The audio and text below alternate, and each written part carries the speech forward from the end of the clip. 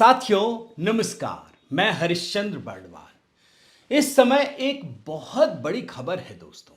World cup की खुमारी के बीच लोगों को पता नहीं चली, लेकिन इस खबर में कई सारे डेवलपमेंट हुए। खबर भी बहुत महत्वपूर्ण है और ये खबर जुड़ी हुई है योगी सरकार के एक फैसले से। योगी सरकार ने एक बहुत बड़ा एक्शन लिया है। ये एक्शन कितना बड़ा है आप इसी से समझ लीजिए कि मैं आपको तुलना करके बताऊं कि इजराइल हमास के खिलाफ जो कार्रवाई कर रहा है ना, उससे भी बड़ा एक्शन है। यानी एक प्रकार से कहिए तो योगी सरकार ने इजराइल से भी बड़ा धमाका किया है। देश में हलाल सर्टिफिकेशन का गोरख धंधा चल रहा है पूरे देश में, और इसी पर उत्तर प्रदेश सरकार ने एक बड़ी कार्रवाई की है। अब क्या किया आपको मैं एक एक करके चीजें बताता हूं, इसके बैकग्राउंड को भी बताऊंगा कि ये कैसे चल रहा था, इसमें होता क्या था। सारी चीजें एक एक करके रिसर्च के साथ योगी सरकार ने दोस्तों हलाल प्रमाणित उत्पादों की बिक्री पर प्रतिबंध लगा दिया है, पाबंदी लगा दी है। और इसमें उत्पादों के निर्माण, भंडारण, वितरण, बिक्री सब कुछ पर तत्काल प्रभाव से पाबंदी लगा दी गई है। यानी अगर हलाल टैग है तो ये समझ लीजिए कि अब ये गैर कानूनी हो चुका है। कुछ छूट है निर्यात को लेकर के, लेकिन इस पाबंदी का मतलब ये हो गया कि अगर अब कोई खरीद बेच रहा है तो उसे इस नियम के तहत अब जेल की हवा खानी पड़ सकती है। और कितनी बड़ी सजा है, क्या कुछ सजा है, ये भी मैं आपको बताऊंगा। लेकिन सबसे पहले आप इस खबर को देखिए। ये अधिसूचना उत्तर प्रदेश सरकार के खाद्य सुरक्षा एवं औषधि प्रसाधन विभाग की आयुक्त अनीता सिंह द्वारा जारी किया गया है। और इस आदेश में क्या कहा गया है मैं कुछ पढ़ करके आपके सामने रखता हूं, आप बड़े ध्यान से देखिए। ये तो अधिसूचना है। कतिपय खाद्य उत्पादों यथा डेयरी उत्पाद, चीनी, बेकरी उत्पाद, पिपरमिंट ऑयल, नमकीन, रेडी टू ईट, सेवरीज और खाद्य तेल आदि के लेवल पर हलाल प्रमाणन का उल्लेख किया जा रहा है। और इसमें ये बता रहे हैं कि ये सब कुछ खाद्य सुरक्षा एवं मानक अधिनियम 2006 में जो चीजें बताई गई है ना, उसके प्रतिकूल है, उसके अनुकूल नहीं है जो चीजें की जा रही हैं। उसके बाद में दूसरे पैराग्राफ को देखिए कि खाद्य पदार्थ की गुणवत्ता विनिश्चित किए जाने का अधिकार उक्त अधिनियम की धारा 29 में दिए गए प्राधिकारियों संस्थाओं में ही है, जो अधिनियम में दी गई व्यवस्था के अनुसार ही संबंधित मानक की जांच करते हैं। और इस प्रकार से खाद्य उत्पादों का हलाल प्रमाणन, बड़े ध्यान से सुनिए, एक समानांतर व्यवस्था है जो खाद्य पदार्थ की गुणवत्ता के विषय में भ्रम की स्थिति उत्पन्न करता है एवं उक्त अधिनियम की मूल मंशा के सर्वथा विरुद्ध है और उक्त अधिनियम की धारा 89 के अंतर्गत पोषणीय नहीं है। अब आगे देखिए क्या लिखा हुआ है।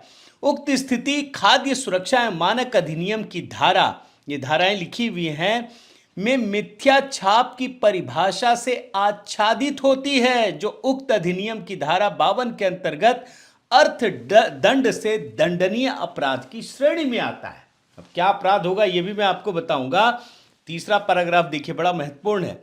अतः एतद द्वारा खाद्य सुरक्षा एवं मानक अधिनियम की धारा 22(2)D के अनुपालन हेतु उक्त अधिनियम की धारा 22(2)A में निहित अधिकार का प्रयोग करते हुए जन स्वास्थ्य के दृष्टिगत उत्तर प्रदेश की राज्य की सीमा में हलाल प्रमाणन युक्त खाद्य पदार्थों के उत्पादों के निर्माण, भंडारण, वितरण एवं विक्रय पर तत्काल प्रभाव से प्रतिबंध लगाया जाता है।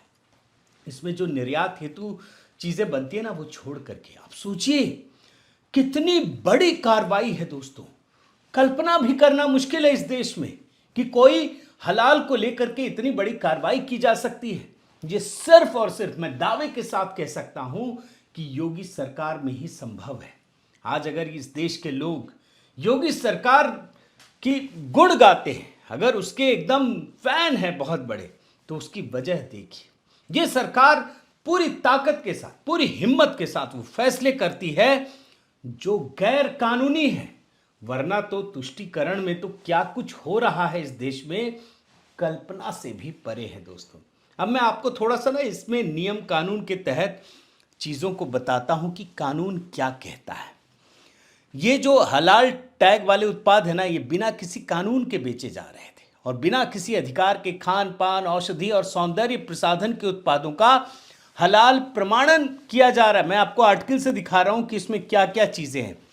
औषधियों, चिकित्सा में प्रयुक्त अन्य सामग्री और सौंदर्य प्रसाधन की लेबलिंग संगत नियमों में जो प्रावधान है, ये मिथ्या वाले कानून की श्रेणी में आता है और 1940 की धारा 17 और धारा 17C के अंतर्गत मिथ्या छाप की श्रेणी में आता है और ये धारा 27 के तहत दंडनीय अपराध है। यानी मिथ्या छाप वस्तुओं की बिक्री करने पर संस्था का लाइसेंस निरस्त किए जाने, नकली पदार्थ बेचने पर आजीवन कारावास और 10 लाख तक जुर्माने की व्यवस्था है। यानी अब जो हलाल का ये सर्टिफिकेशन दे रहे हैं ना, अब सोचिए क्या कुछ होने वाला है। और इस उत्तर प्रदेश में अगर ये कानून बन गया ना, आप लिख लीजिए, किसी की हिम्मत नहीं होगी कि योगी राज में सोच भी सके। और उसके बाद उनकी कार्रवाई क्या होती है, कैसे बुलडोजर चलता है, ये तो पूरी दुनिया को पता है ना। वो तो इजराइल ने भी बुलडोजर वाली व्यवस्था अपना ली। तो ये हलाल के मामले में बहुत बड़ा फैसला है। वैसे आपको ये भी बता दूं दोस्तों कि हलाल जो टैग वाली वस्तुएं हैं जिस पर पाबंदी लगाई गई हैं, उससे पहले एक और बड़ी खबर आई और ये तो शाम की खबर थी। दिन में कुछ और खबर आई। इस मामले में ये शिकायत की गई कि कुछ हलाल सर्टिफिकेशन के नाम पर कुछ कंपनियां गड़बड़ी कर रही हैं और इसे लेकर के लखनऊ के हजरतगंज थाने में शैलेंद्र कुमार शर्मा नाम के एक व्यक्ति ने शिकायत दर्ज कराई और ये शिकायत की गई कि हलाल सर्टिफिकेट देने वाली कंपनियां डेयरी, चीनी, नमकीन, कपड़ा, मसाले, साबुन को भी हलाल सर्टिफाइड दे रही हैं। इसकी मतलब आप सोचिए, मतलब हलाल का चीनी, डेयरी, दूध वाले प्रोडक्ट में क्या लेना देना। मतलब आप हनी इन चीजों में दिया जा रहा है, साबुन में दिया जा रहा है। आप सोच नहीं सकते ये हो क्या रहा है, दे कौन रहा है, किसे दे रहा है, क्यों दे रहा है। और इसीलिए जैसे ही योगी सरकार को, मुख्यमंत्री को पता चला, तुरंत उन्होंने इसे संज्ञान में लिया और जिन कंपनियों के खिलाफ कार्रवाई की गई है ना, बड़ी बड़ी कंपनियां हैं, सैकड़ों करोड़ का धंधा है ये पूरा का पूरा, जो बिजनेस ये लोग चलते हैं, कारोबार चलाते हैं। और एफआईआर जिन कंपनियों पर की गई है उनके नाम बता देता हूं। Halal India private limited Chennai, Jamiat Ulema e Hind Halal trust Delhi, Halal council of India Mumbai, Jamiat Ulema Maharashtra. कितनी सारी कंपनियां हैं। अब मैं आपको थोड़ा सा ये भी बताता हूं कि आखिर हलाल क्या है, ये जानना जरूरी है।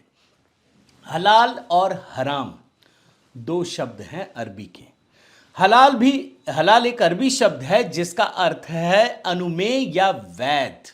यानी हलाल इस्लाम और उसके भोजन कानून विशेष रूप से मांस से संबंधित है। और दूसरी तरफ है हराम, ये भी एक अरबी शब्द है और इसका अर्थ है निषिद्ध या अवैध।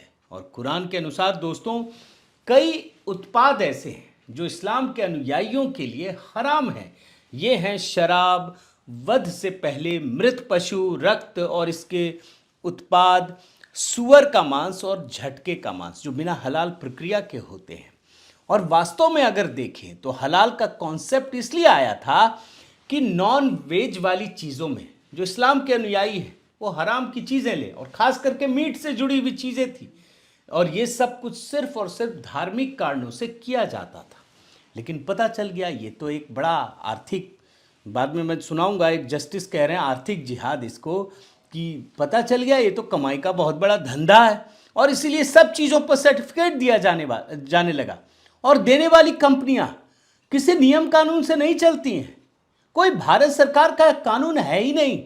आप बोलते हैं धर्मनिरपेक्ष देश है ये, कैसी धर्मनिरपेक्षता है भाई, जहां सारा नियम कानून एक धार्मिक संस्था कर रही है और धर्म के आधार पर किया जा रहा है। ये स्थिति है। और इसीलिए मतलब ये जो सवाल है ना, ये सबके जहन में तो था, लेकिन किसी में कार्रवाई करने की हिम्मत नहीं थी। कार्रवाई तो छोड़ दिए, बोल भी नहीं सकते थे। और इसमें जो सर्टिफिकेट मिलता है ना हलाल का, उसका एक ही मतलब है कि इसमें इस्लामिक नियमों कानूनों का पालन नहीं किया गया है। मतलब ये समझ लीजिए दूसरे शब्दों में जो आरोप भी लगाया गया है कि इसमें एक धर्म विशेष को फायदा पहुंचाने के लिए पूरा रैकेट चलाया जा रहा है। यानी जो इस देश का बहुसंख्यक समुदाय है उसे धार्मिक कारणों की वजह से उसको बहिष्कार किया जा रहा है, वो काम भी नहीं कर सकते। अगर हलाल वाला जो पूरा का पूरा कॉन्सेप्ट है उसमें तो नियम है कि अगर गैर मुस्लिम है तो उसके मीट को आप खा भी नहीं सकते। तो इसका मतलब है कि एक पूरा सुनियोजित तरीके से ये चीजें चलाई जा रही थी और देश में उत्पादों को ऐसा सर्टिफिकेट देने का काम कुछ प्राइवेट संस्थाएं करती हैं, जिसमें आधे दर्जन के करीब संस्थाएं, जिनमें 4 का नाम भी मैंने बताया कि Halal India private limited Chennai, Jamiat Ulema Hind Halal trust Delhi, Halala council of India Mumbai, Jamiat Ulema Maharashtra आदि। और इस मामले में जब अब एफआईआर दर्ज की गई है ना, तो मैं आपको एक बयान सुनाना चाहता हूं। उत्तर प्रदेश भाजपा के प्रवक्ता राकेश त्रिपाठी, उन्होंने कुछ महत्वपूर्ण जानकारियां दी है। एक छोटा सा हिस्सा मैं आपको सुना रहा हूं, सुन लीजिए। लगातार कई दिनों से ये शिकायत मिल रही थी कि खाद्य पदार्थों पर, कपड़ों पर हलाल सर्टिफिकेट किया जा रहा है। ये हलाल सर्टिफिकेट करना पूरी तरह से धोखेबाजी है।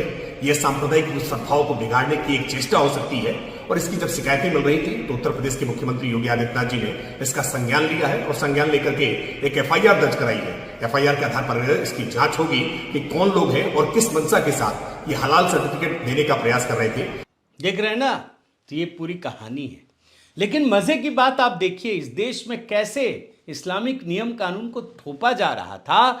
इन प्राइवेट कंपनियों के सर्टिफिकेट वाले उत्पादों को रेलवे तक में बेचा जाने लगा। कैसे इसकी घुसपैठ हो गई, रेलवे में हलाल सर्टिफाइड चाय बेचे जाने लगे। यात्रियों ने जब देखा, किसी ने हंगामा किया और पूछा कि भाई सावन के महीने में हलाल सर्टिफाइड चाय हमें पिला रहे हो यार, कितनी परसेंट आबादी है? 15%। आप 85% पे थोप रहे हो। और तब जाकर के ये वीडियो सामने आया, लोगों को पता चला। और यहां तक कि मैंने ये भी देखा, वंदे भारत ट्रेन में जब ऐसे उत्पाद यात्रियों तक पहुंचे तो रेलवे के अधिकारियों को मुश्किल हो गया कि जनता को कैसे समझाएं, कैसे बताएं ये हलाल सर्टिफाइड चीजें कैसे आ रही हैं। और मैं जब रिसर्च कर रहा था तो ये भी देखा दोस्तों कि वाणिज्य मंत्रालय ने भी ये माना है कि देश में हलाल सर्टिफिकेट देने का कोई काम सरकार नहीं करती है। और ये जो काम भी शुरू हुआ ना, सिर्फ मांस के लिए निजी कंपनियों ने शुरू किया था। लेकिन ये प्राइवेट कंपनियां तो अपने हिसाब से चलती है ना, इनको कोई नियम कानून से क्या लेना देना है, सरकार के किसी रूल से तो रेगुलेट भी नहीं होती। और आपने देखा होगा अभी जामा मस्जिद के पार्क वाली स्थिति, हाई कोर्ट माने ऊपरी अदालतों को बोलना पड़ा कि भाई हटाओ, नियम कानून की सारी चीजें विरुद्ध हो रही है। लेकिन जो ये हलाल सर्टिफिकेट दे रहे हैं और जो उसे ले रहे हैं, ऐसी ऐसी कंपनियां जो सिर्फ व्यापार के लिए मुस्लिम देशों में वो कुछ भी करने को तैयार है, मुंह मांगे दाम देने को तैयार है। लेकिन इसके बाद भी सर्टिफिकेट देने वाली ये जो निजी कंपनियां हैं, उनका तो नियम ही अलग है। अब आपको मैं एक उदाहरण देता हूं। पतंजलि के कुछ उत्पादों को विदेश में निर्यात करने के लिए ये जो हलाल सर्टिफिकेट देती है ना कंपनियां, उसने मना कर दिया। वेज है, मना कर दिया। जानते हैं क्यों? क्योंकि इसमें गोमूत्र मिला होता है। आप देख लीजिए, हम शरीयत से चलते हैं, गोमूत्र के कारण हलाल इंडिया ने पतंजलि को नहीं दिया वेज हलाल सर्टिफिकेट। अब बताइए, वेज में भी हलाल सर्टिफिकेट। और हलाल सर्टिफिकेशन को लेकर मैंने देखा कि सुप्रीम कोर्ट में भी एक याचिका दायर की गई है, जिसमें कहा गया है कि देश पर जबरदस्ती हलाल सर्टिफिकेट को थोपा जा रहा है, जो धर्मनिरपेक्षता के सिद्धांत के खिलाफ है। और ये विभोर आनंद नाम के शख्स ने सुप्रीम कोर्ट में दायर याचिका में बताया कि किसी प्रकार हलाल सर्टिफिकेशन को इन लोगों ने 1974 में शुरू किया, ये सिर्फ मीट के लिए था। लेकिन 1993 में इन लोगों ने फूड आइटम्स, कॉस्मेटिक्स में हलाल, मेडिसिन, हॉस्पिटल, हाउसिंग सोसाइटीज और मॉल्स में भी शुरू कर दिया। और इसके अलावा snacks, sweets, grains, oils, cosmetics, soaps, shampoos, toothpaste, nail polish और लिपस्टिक, सब में हलाल शुरू हो गया। हालांकि 2014 के बाद दोस्तों हलाल सर्टिफिकेट के मकड़ जाल को कम करने का कुछ हद तक प्रयास किया गया और 2021 में कृषि उत्पादों का निर्यात करने वाली agricultural and processed food products export development authority यानी अपेडा ने मांस के उत्पादों से हलाल को हटा दिया। लेकिन हकीकत तो कुछ और है ना। हकीकत को समझना जरूरी है कि कांग्रेस के शासनकाल में तुष्टीकरण के तहत क्या हुआ। मुस्लिम तुष्टीकरण का वो दौर चला दोस्तों, जिसमें हर क्षेत्र में इस्लामिक संस्कृति को बढ़ावा देने वाले नियमों को लागू करने का मौका दिया गया और इससे इनका व्यापार सैकड़ों करोड़ रुपए तक बढ़ गया। मैं आपको, एक सज्जन है हरिंदर सिक्का, ये पूर्व नौसैनिक हैं, फिल्म मेकर हैं और हलाल नियंत्रण मंच के प्रवक्ता भी हैं। एक मंच भी बनाया गया था, उनका बयान सुनाता हूं। वो बताते हैं कि कैसे ये संस्कृति फली फूली। सुन लीजिए।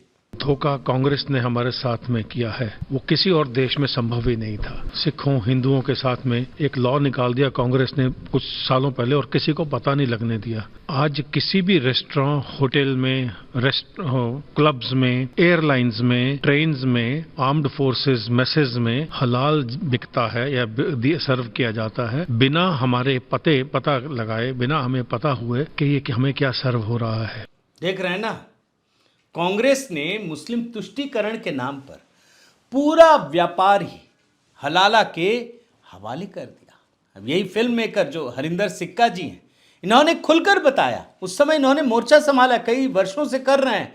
ये जजिया कर था जो मुस्लिमों को बाकी हर धर्म के लोग चुका रहे थे, ये थोपा गया था। आप सुनिए ये बयान। एक पैरेलल इकोनॉमी रेज की है कांग्रेस ने उनके समय से। मणिशंकर अय्यर ने तब ये इसके ऊपर में शुरुआत किया था, जिससे कि पूरे मुस्लिम समुदाय को एक टैक्स के तौर पर, एक जजिया के तौर पर हिंदू, मुसलमान, Hindu, Sikhs, schedule caste, schedule tribe, Valmiki समुदाय एक टैक्स दे, और आज हम वो टैक्स दे रहे हैं। देख रहे ना ये कैसे जजिया कर था। और इसी इस्लामिक नियमों के तहत हमारे देश की एयरलाइंस में ये सारी चीजें सप्लाई की जाती थी और सब कुछ नियम विरुद्ध हो रहा था। ये भी सुनिए बयान। पोर्क एयर इंडिया में सप्लाई करना बैन है, हलाल बीफ एयर इंडिया में सप्लाई करना बैन नहीं है। एक ट्वीक करके ये उसमें सर्व कर सकते हैं, बैन नहीं है। ये है आपकी कांग्रेस। आप ये जानकर भी हैरान हो जाएंगे दोस्तों कि कांग्रेस के समय ये जो हलाल के प्रोडक्ट हैं ये पार्लियामेंट के अंदर तक घुस गए थे, बाकी जगह तो छोड़ दीजिए। जब देश की जो सबसे बड़ा मंदिर है वहां हलाल प्रोडक्ट बेचे जा रहे हैं तो आप बाकी तो कल्पना कर सकते हैं पार्लियामेंट के अंदर कितने सांसद थे, मुस्लिम सांसद। आप सोचिए ना, निकाल लीजिए पूरे आंकड़े, कुछ भी नहीं, नाम भर के 2, 4, 10, 20 होंगे। लेकिन आप सोचिए सब के सब लोगों को हलाल प्रोडक्ट दिया जा रहा था। आप सुनिए बयान। पार्लियामेंट उसकी कैंटीन में भी हलाल सर्व होता था, तो उनके पीछे पड़े कि ये क्या कर रहे हैं आप। तो जो अभी आए ओम बिरला जी स्पीकर साहब, उन्होंने उसको हलाल को वहां से हटाया और सिर्फ वेजिटेरियन किया। देख लीजिए। लेकिन एक चीज, एक एंगल आपको समझना जरूरी है कि इसका नुकसान, सबसे बड़ा नुकसान देश को तब होता है जब देश में आतंक फैलाने वालों की जो अदालत में पैरवी की जाती है ना, उसके लिए बड़े बड़े वकील खड़े कर दिए जाते हैं। कई बार आश्चर्य होता है कि इन लोगों को इतने बड़े बड़े वकील कैसे मिल जाते हैं। आप देखिए ना, इस देश के जितने बड़े बड़े वकील हैं, अब भैया ये जो कंपनियां सर्टिफिकेट देती हैं, उन्होंने तो पूरे सैकड़ों, हजारों करोड़, लाखों करोड़ पर बल्कि कब्जा कर लिया। अगर पूरी दुनिया की बात करें तो इनका काम ही यही है। ये बड़े बड़े वकीलों को इन्हीं पैसों का सहारा लेकर के पानी की तरह पैसे खर्च करती है। ये बयान सुनिए। और जितने टेररिस्ट पकड़े जाते हैं उनके लिए सबसे बेहतरीन लॉयर ये जमायत उलेमा और जमायत महाराष्ट्र और हलाल टैक्स बोर्ड देते रहेंगे। वो पैसा कौन दे रहा है? आप और मैं। और आतंकवाद की फंडिंग के लिए धन का इस्तेमाल सिर्फ भारत में ही नहीं होता है, बल्कि पूरी दुनिया में हलाल का सर्टिफिकेट बांटने वाली कंपनियां यही काम करती हैं। ये जो हलाल नियंत्रण मंच है ना, उससे एक पूर्व जस्टिस भी जुड़े हुए हैं, पवन कुमार। उनका एक बयान सुनाता हूं, सुन लीजिए। ऑस्ट्रेलिया, अमेरिका, कनाडा जो है, इन सरकारों ने जो है क्या नाम, ये इस तरह संसदीय स्तर पर कुछ कमेटियां बनाई गई और वहां पे इस पे जांच पड़ताल कराई गई, तो इस बात के संकेत पाए गए कि हलाल सर्टिफिकेशन से जो पैसा इकट्ठा होता है उस पैसे का यूज जो है इस्लामिक फंडामेंटलिज्म, कट्टरवाद और टेररिस्ट एक्टिविटीज में यूज हो रहा है। देख रहे हैं ना।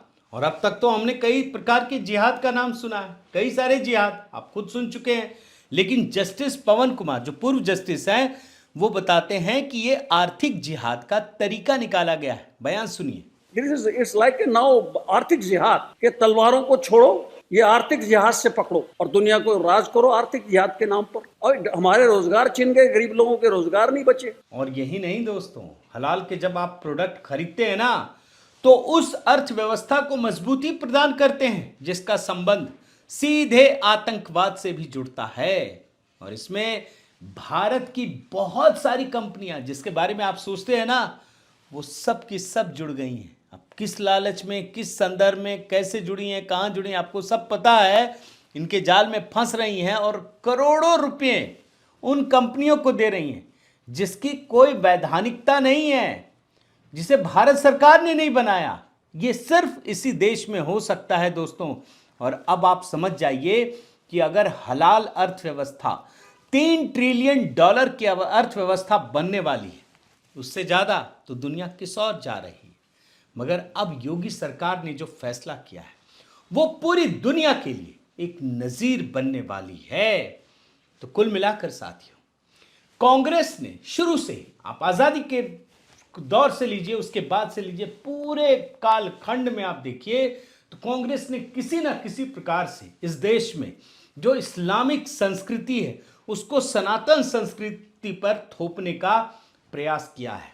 कभी भ्रम फैलाकर, कभी कानूनी तरीके से, कभी कानूनों को लुंज पुंज करके, और जिसे धर्मनिरपेक्षता की आड़ में ही पनपने का मौका दिया है। वरना आप सोचिए कि ये हलाल जो पूरी की पूरी अर्थव्यवस्था क्रिएट हो गई, वो तो अपने आप में बड़ा अनोखा है ना दोस्तों। वो तो मतलब किसी की कल्पना से परे है। आप सोचिए इधर का इकोसिस्टम अगर ये काम कर दे तो क्या होगा, कैसे बदनाम कर दिया जाएगा। और उधर की पूरी व्यवस्था आप देखिए ना, वक्फ बोर्ड, वो तो संविधान के नियम कानून की भी धज्जियां उड़ाता है। वो कानून भी इसी ने दिया है, वो जो दंगा वाला कानून था, बहुत सारी व्यवस्था। और इसीलिए मैंने एक वीडियो बनाया था जिसमें ये कहते हैं ना कि सुधांशु त्रिवेदी कि 2014 के पहले भारत तो एक इस्लामिक राज्य था। उसमें कहना गलत नहीं होगा। ये कहने के लिए सिर्फ धर्मनिरपेक्ष देश बनाया है कांग्रेस ने, गांधी परिवार ने। ये धर्मनिरपेक्ष नहीं है। यहाँ सारा का सारा अल्पसंख्यक तुष्टीकरण के लिए और दम पर होता है, माने संवैधानिक दबाव में किया जाता है। और यही इस देश की सच्चाई है। लेकिन गनीमत मानिए कि किसी ने इतना बड़ा फैसला तो किया, और इसके लिए निश्चित रूप से योगी सरकार बधाई की पात्र है, प्रशंसनीय है, और उसकी प्रशंसा करनी चाहिए। बहुत बहुत धन्यवाद। आपसे निवेदन है साथियों कि आप मेरे इस चैनल को ज़रूर सब्सक्राइब कीजिए, लाइक कीजिए, शेयर कीजिए, कमेंट कीजिए, और इस बेल आइकन को प्रेस करना मत भूलिए। नमस्कार।